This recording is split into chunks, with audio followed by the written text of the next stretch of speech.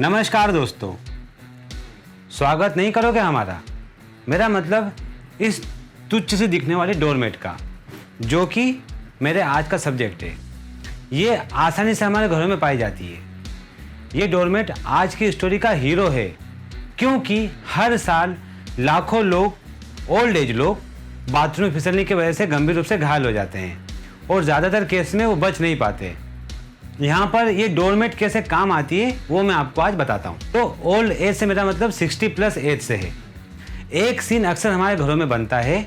हम इंडियंस के घर में अक्सर रात में बुजुर्ग लोग बाथरूम का उपयोग करते हैं। वो किसी की नींद में खलल ना डालकर खुद से बाथरूम यूज करते हैं और अक्सर इसी पॉइंट पर आकर वो फिसल जाते हैं। अधिकतर मामलों में उस वक्त लाइट भी बंद होती है। वैसे बाथरूम में हर उम्र का इंसान फिसल सकता है, लेकिन यंग एज और मिड एज वाले खुद को फिसलने से बचा लेते हैं और अगर बाई चांस फिसलते भी हैं तो जल्दी रिकवर कर जाते हैं। लेकिन बूढ़े लोग अगर एक बार सीरियसली बाथरूम में फिसलने की वजह से हॉस्पिटलाइज हुए तो शायद ही वो दोबारा ठीक होंगे। ऐसे एक्सीडेंट में सबसे ज्यादा चोट सिर और पैर पर लगती है। कहते हैं prevention is better than cure, मतलब घर के बुजुर्ग को दिन या रात कभी भी अकेले बाथरूम न जाने दें। बिजली की बचत नहीं करें, मतलब बाथरूम में लाइट जरूर लगा कर रखें, क्योंकि बूढ़े लोगों को कम दिखाई देता है, ये बात याद रखें। ये सारे नियम बच्चों पर भी लागू होते हैं, लेकिन आज हम सिर्फ बुजुर्ग लोगों की बात करेंगे। अक्सर हम लोग अपनी बाथरूम को खूबसूरत बनाने के चक्कर में खतरनाक बना देते हैं।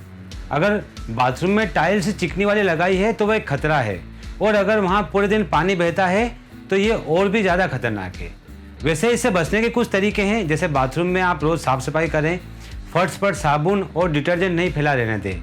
आप सोच भी नहीं सकते ये टाइल्स कितनी ज़्यादा चिकनी हो जाती है।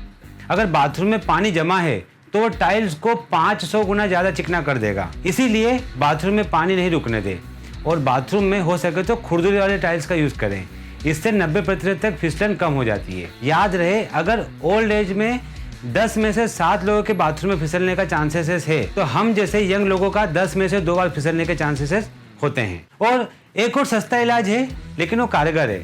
अगर आपके घर में बुजुर्ग लोग हैं और आप बाथरूम की टाइल्स नहीं बदल सकते और आपका ज़्यादा बजट भी नहीं है, तो टार वाले रबड़ की बड़ी शीट आप मार्केट से सस्ते में खरीद सकते हैं, उसे अपने बाथरूम में लगा सकते हैं। और अगर आपका बजट है तो आप एंटी स्लिप शॉवर मेट जो आती है वो लेकर उसे भी आप अपने बाथरूम में लगा सकते हैं। ये थोड़ी सी फैशनेबल है, इसलिए थोड़ी सी महंगी होती है, लेकिन है बहुत ही कारगर। दूसरी बात, चप्पल भी रबड़ की रखें।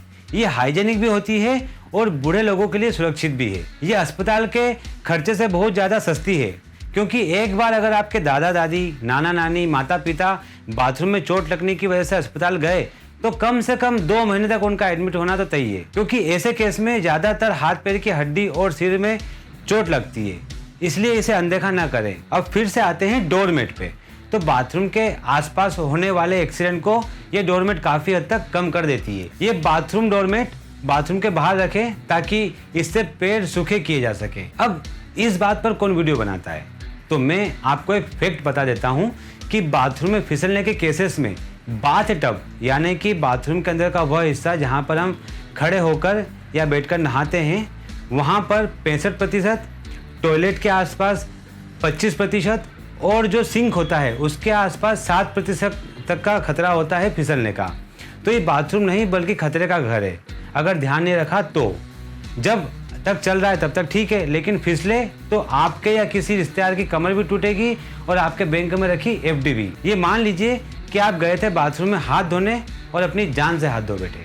जाते जाते मैं आपको बता दूं कि रूस के प्रेसिडेंट पुतिन, जिनकी उम्र 70 साल है, उनके जूते भी एंटी स्लिप है, उनका पूरा घर एंटी स्लिप है और वो सीढ़ी जहाँ पर वो हाल ही में फिसले हैं वो भी एंटी स्लिप है।